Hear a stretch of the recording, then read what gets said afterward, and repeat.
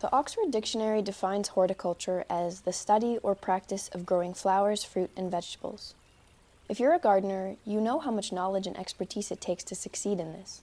However, maybe because it involves the work of gardening, which many people consider to be menial labor or purely recreational, horticulturalist is not a career that gets a lot of social recognition. And even though plants play an incredibly important role in our local ecosystem, horticultural knowledge and expertise is often underutilized in urban environments. An exception to this, of course, is found in botanical gardens, which exist for the sake of preserving and presenting a great diversity of healthy plants. Because these gardens are meant to be both biologically diverse and aesthetically pleasing, their care tends to be a lot more exacting and more strictly evaluated. In an era of climate change and the rise of other environmental stressors, what this care requires is changing, and horticulturalists are working to adapt their knowledge and practices to become less resource-intensive and more resilient as a refuge for plants and animals alike. Unlike other public gardens, which focus primarily on social use or the aesthetic experience of visitors, UBC Botanical Garden is, at its core, a research garden that is also open to the public. Horticulturalists here have a substantial interest in practices that are sustainable, minimize resource use, and are also ecologically beneficial. The gardens are also quite beautiful, but in a different way than you might find in a show garden. You're listening to Garden Ecologies, a podcast where we'll dive into the ecological horticultural practices being developed and refined at UBC Garden with the horticulturalists themselves. I'm your host, Alison. I just graduated from environmental science at UBC, and I'm working here at the garden this summer. In each episode, I'll talk to one of our horticulturalists about the specific ecological practices that they're exploring and reflect with them on what they're learning through that process. Adopting ecological processes is not just beneficial for ecosystems and the environment.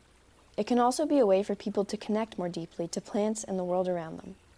Working with natural processes, rather than trying to conquer them, allows the relationship between garden and gardener to grow stronger.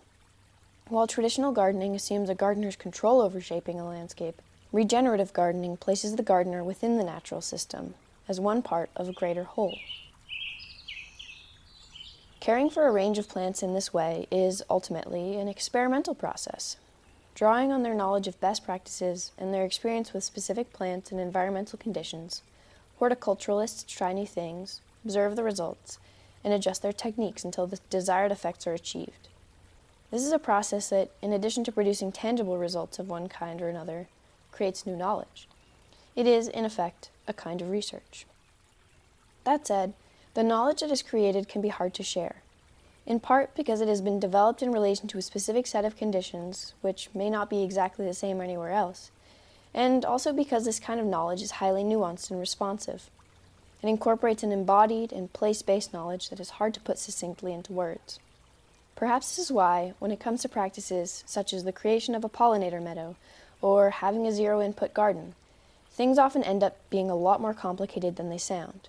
Home gardeners may read about ecological or regenerative gardening processes and be inspired to try something new in their gardens, but when they do, are often disappointed or frustrated with the results. So what can we do to improve this situation? Perhaps we'd get a lot further in our efforts if we didn't attempt to simplify the tasks or the kind of expertise that's involved.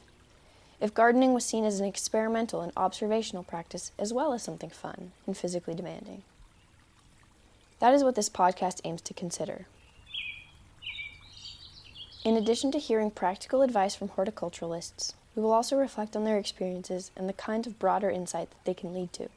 My hope is that this will inspire you to spend some time getting to know your own garden and what works best for it. Perhaps in the process you'll learn something new, or even better, see things from a perspective that you hadn't considered before. I hope you'll join me next time on Garden Ecologies as we continue our journey at the UBC Botanical Garden. Thanks for listening.